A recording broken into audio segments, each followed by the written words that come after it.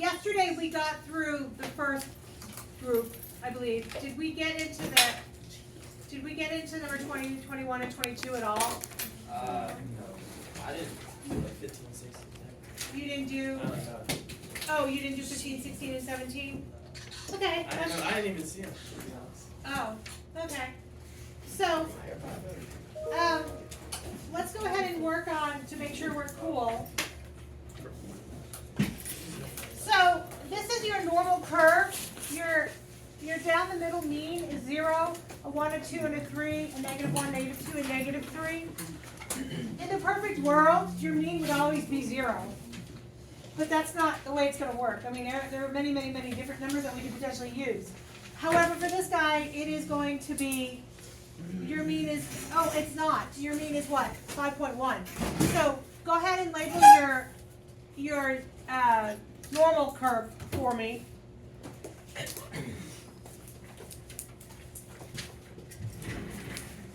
I think we did that yesterday, right? Yeah.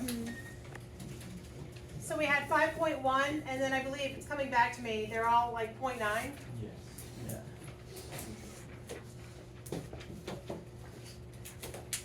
What was that? 5.1 minus 0.9. 4.2. 4.2. 3.3. Thank you. 2.4. Perfect. Okay. So Landon told me we did not get to the last 3. Is that correct? You did not. Anybody else? I think you told us to do them on our own. I did. Yeah. I did 15. Can we That go- went well. Can we go over that? Yeah. Okay. So less than 4.2.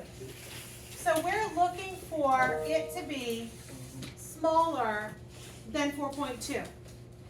Things for you to think about. First question you ask yourself, is it to the left or the right of the mean? It's to the left.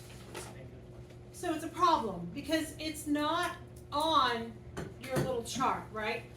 This is your mean, it's 0. This is the first, the second, the third standard deviation, -1, -2, and -3 standard deviation. -1, -2, -3 are also not on your chart. However, 4.2 has a symmetrical corresponding place value.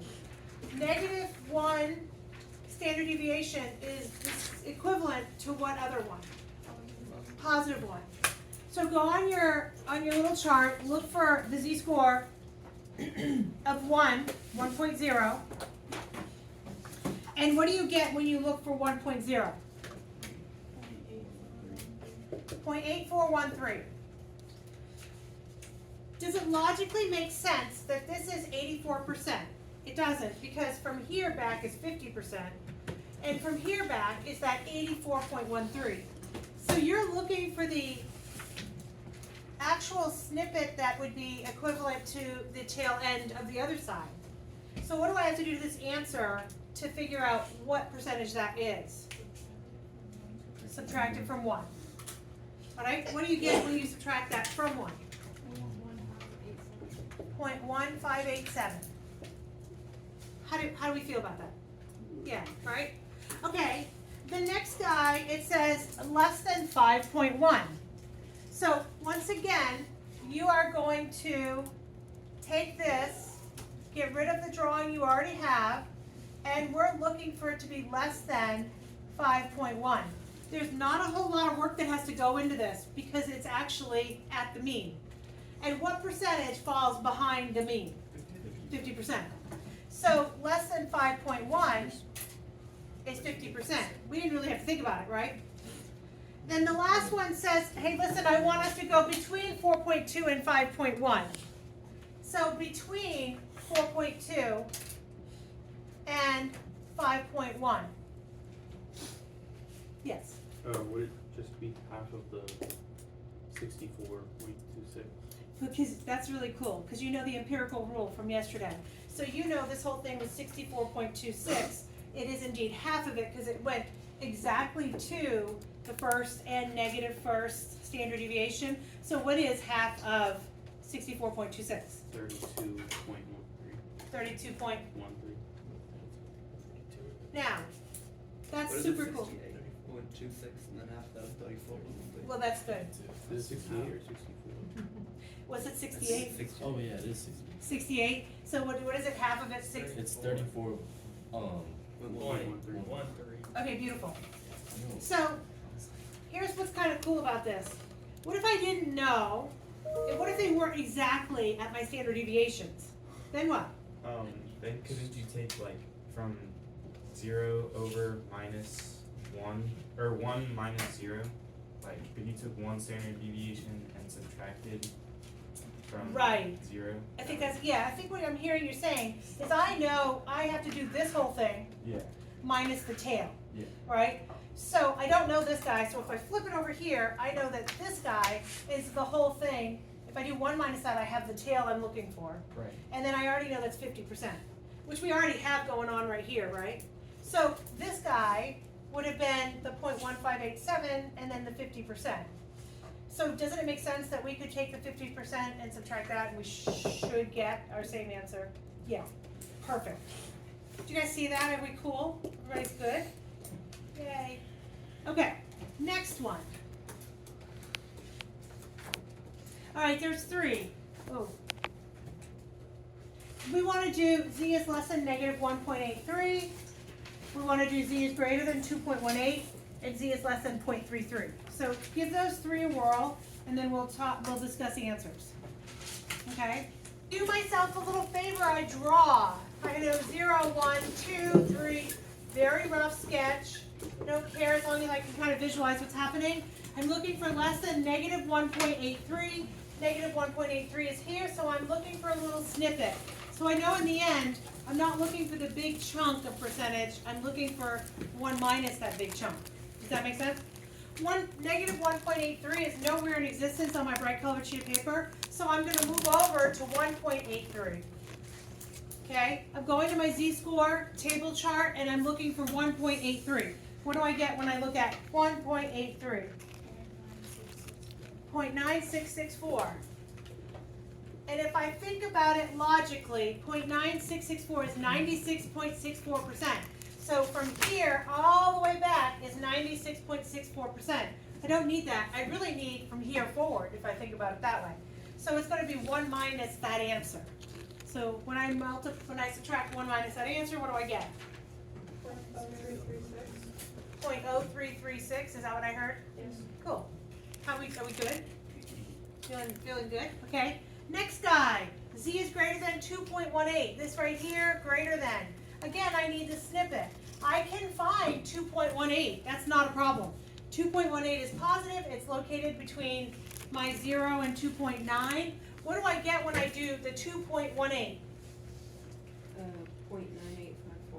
0.9854. I'm feeling pretty good about that. Are we cool? 0.9854 is telling me the percent from here back.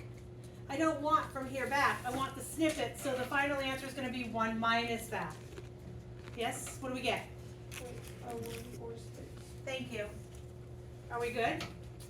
Everybody cool? Last but not least, looking at 0.33. 0.33 is located to the right like I need it to be, and it wants it to be less than. So it's all this chunk behind. Life is good because it's actually giving me what I need. To the right of the mean, behind. So 0.33 is what I'm going to look up. 0.33 is 0.6293. And the answer is what it is, 0.6293. Good? Okay, that is good because they're actually giving me my z-scores that are in relationship to the 0, 1, 2, 3, and 0, negative 1, 2, 3. We're gonna do another type, and then we're gonna come back to make sure we remember how to do it where it's not in correlation to the perfect z's, right? Where we have to actually convert. We'll come back to that in a second. All right. Oh, I'm there. Good. Okay, this is the last thing we talked about yesterday. This is when I give you, rather than the z-score, I give you the probability. And so you have to find the probability and then correlate it to a z-score. Does that make sense what I just said? Okay, so things to remember about this chart. This chart has its limitations because it starts at 0.5 and it only works its way bigger, right? So So it goes from 0.5 all the way up to 0.9986. Here, they're telling me the probability is 0.0630, and that is not going to work for me, because 0.0630 is not located on here. It starts at 0.5 and works its way up to the 0.99. So what do I have to do in order for this to work? Think about it this way, this is in the negative z-score area. Cooper, what do you got for me? Wouldn't you subtract that from 1, and then it would give you your positive z-score? Exactly, it would subtract this from 1, because that's gonna give me the large chunk that has the corresponding z-score, okay? So let's do that first. 1 minus this guy. So, 0.937. say it again. 0.937. 0.937. Now you're gonna look in the meat of the chart, not the z-score part, but the probability part, and look for 0.937. In a perfect world, 0.937 it is what it is, it's there. And in this case it is, they were very nice. Sometimes you have to go a little bit before it, because you can't go over it, but you can kind of go before and kind of play with that. 1.53. So 0.937 is what? 1.53. 1.53. Oh, that's so nice. So 1.53. So truly what they're giving me is 1.53, which is right here. That's a no-go. I need the one that's over here, right? So tell me what that would be. Negative. Negative 1.93. Or 53, sorry. Go ahead and do this one here for me. Figure out what that is. Well,